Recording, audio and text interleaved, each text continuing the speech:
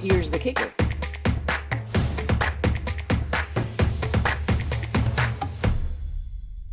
Hi, Claire. Welcome to Voices in Transformation. Thanks for being here with me. So, you and I haven't spoken in a little bit of time, and we go back. So, tell me what you've been up to lately.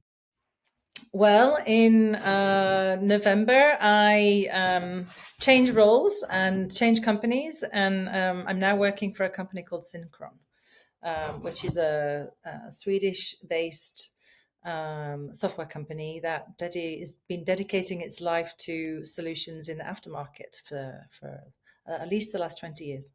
I've been working in supply chain a long time, as some of us have been.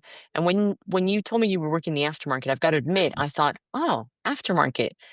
So tell me, for those of us listening, what is this? What is this, and what role does it play within the supply chain?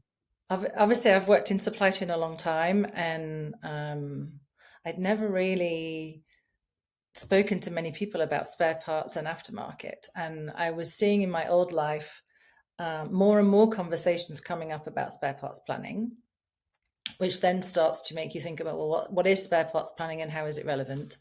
And when I started to speak to Syncron, it's much more than just spare parts planning. I think if we think the manufacturing space for supply chain is complex, but if you think about that, an automotive company, for example, has to keep and hold spare parts for every car they've ever made for the last 25 years, you start to realize the complexity of that side of the market. And also, it's more than just inventory and supply chain. It's also about how do you price those spare parts? How do you provide guarantees and warranties? How do you provide the technicians the enablement to go and repair with the part and the component that you send? So there are so many multi-faceted dimensions across a broad ecosystem. I think it was almost like my history coming together. Before Kinaxis, I worked at GT Nexus, and that was really much about how do you connect the ecosystem beyond the four walls of the enterprise. And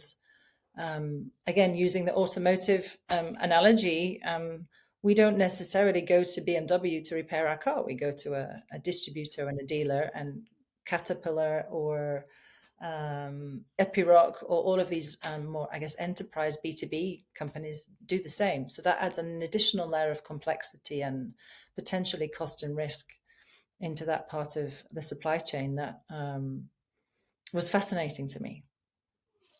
And here's the $1 million question. Why is this such an important thing now? Why'd you get into this now at this stage in your career? And why is this so important for supply chain people today?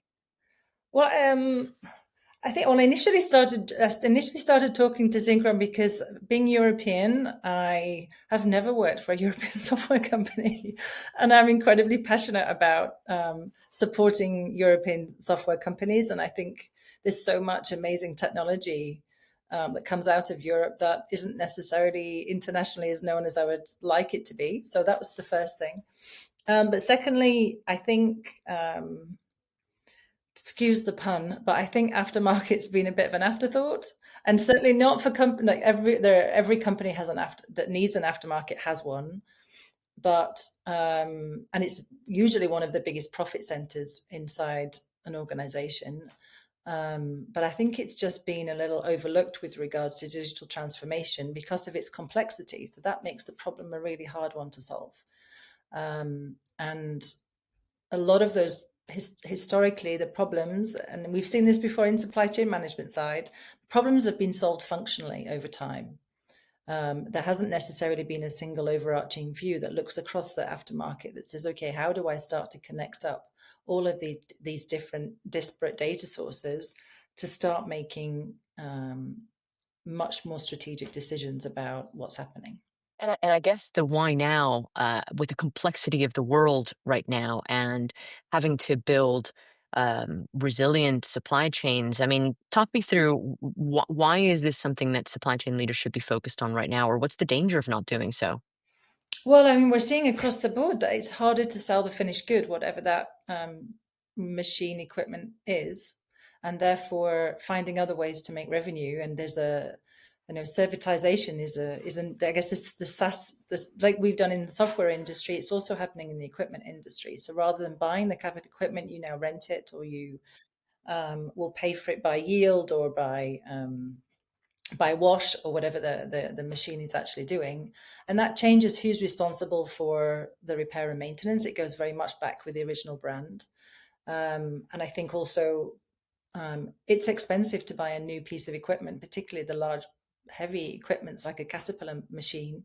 So you want to keep that machine working as long as possible before you have to have another big CapEx outlay. So having the opportunity to continually repair and maintain that piece of equipment is incredibly important for the end user, but it becomes another source of revenue at a time when it's difficult to drive revenue growth with a finished good. So going back to complexity, I think it's safe to say that the supply chain leader today or the manufacturing leader today is quite tired, stressed, overwhelmed by so many of the different decisions. Let's talk about opportunities through crisis because we also have seen that. I remember you and I having conversations, I think, at the beginning of the pandemic to talk about what the opportunities were going to be for supply chain leaders through a crisis like that.